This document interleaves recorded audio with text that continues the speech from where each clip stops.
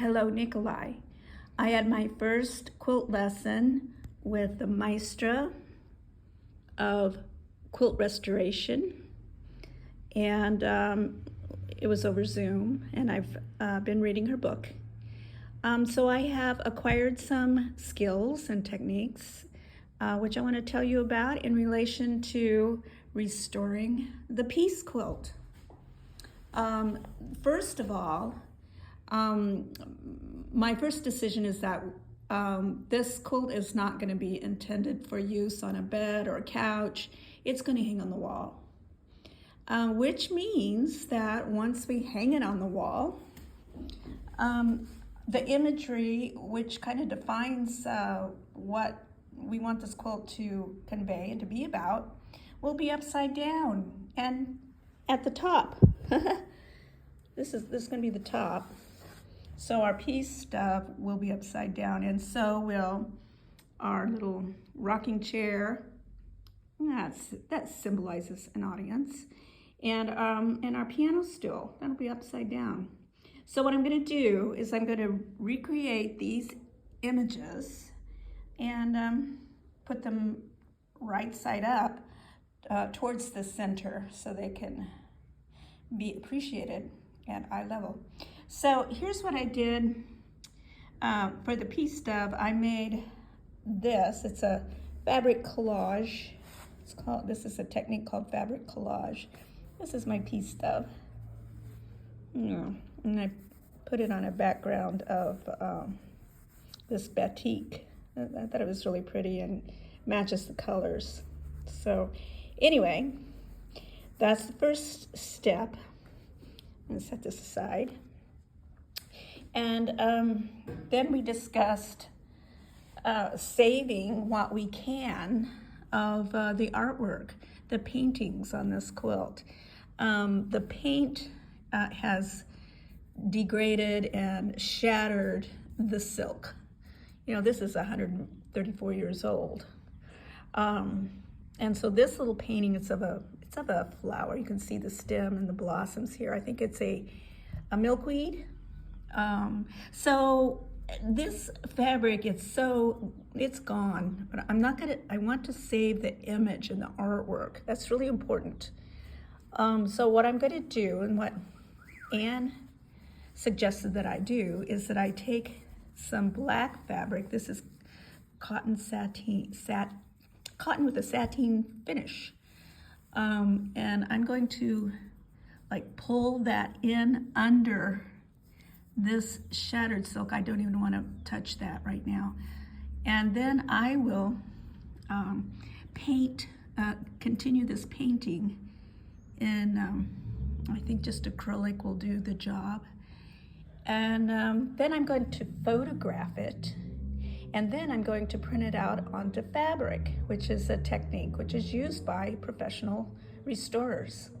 And so I am learning a lot in this regard. And then the other thing that I've done is shopping a lot, because I need fabrics to replace some of these. Some of these are just gone and they need replaced. We don't even know what was there. So I went shopping and I got some fabrics that are compatible with the palette, and I can show you those a little bit later. Oh, and I had fun. Since this is a milkweed and monarchs feed and lay their eggs on milkweeds, I got this from the fabric store. As I cut a little piece out there. I'm going to put a little monarch butterfly near it. Isn't it cute? Okay, so that's that. And then, yeah, I got to do that one too. And I'm collecting images, fabric images. Here's a piano. It's probably from the turn of the century. Isn't that pretty? It could be a Chickering, could be a Steinway. Oh, pretty. Anyway, it's got to go there. And then the other thing we discussed was restoring this Orthodox crown. So here's the technique that Anne suggested that I do. I'm going to, I bought this, this fabric, pretty much matches, in fact it really matches. This is silk. And I'm going to pull this under with some tweezers, try to put that in also. And then I'm going to do this herringbone stitch. I have to learn it. Around it. This all has to be done in herringbone. You can see that it used to exist, but it's fallen out. This side looks good, but this side I'm going to have to add in. And gosh, okay, so that's what's going to happen there. Oh yeah, let's see where let me show you where I'm going to put the piece stuff. Here we have it here. I'm going to set this, let me move that.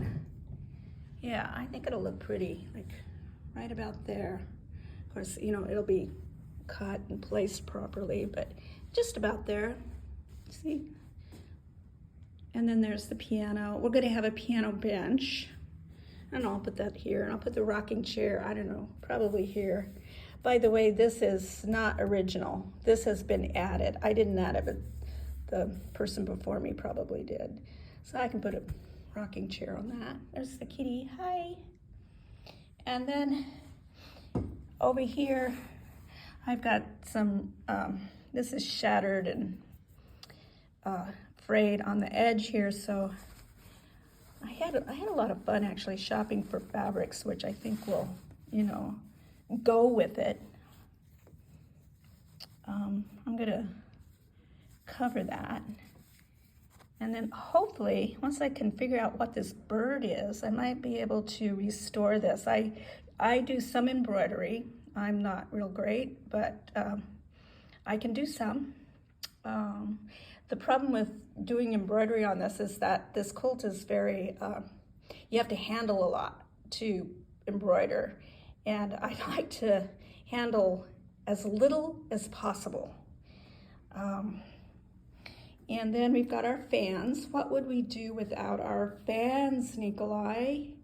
Look at that. So that'll be restored.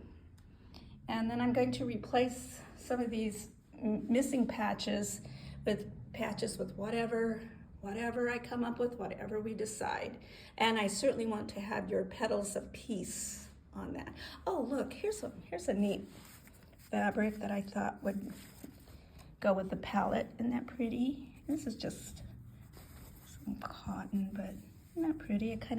It matches this herringbone stitch, but yeah, we can, you know, add that somewhere.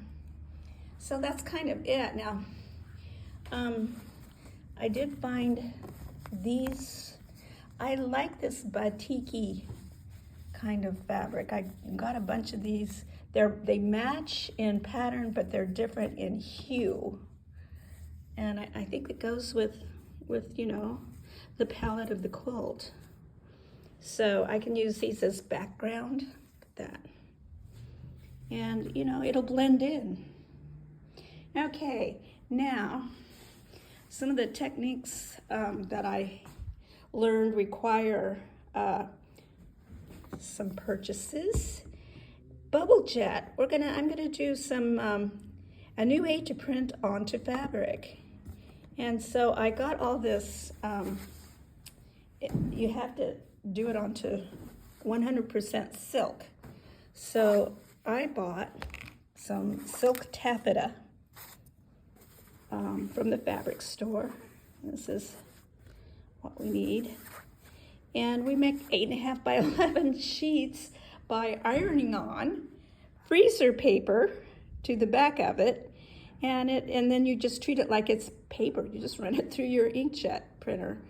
And so the images that I make will be photographed and then printed out.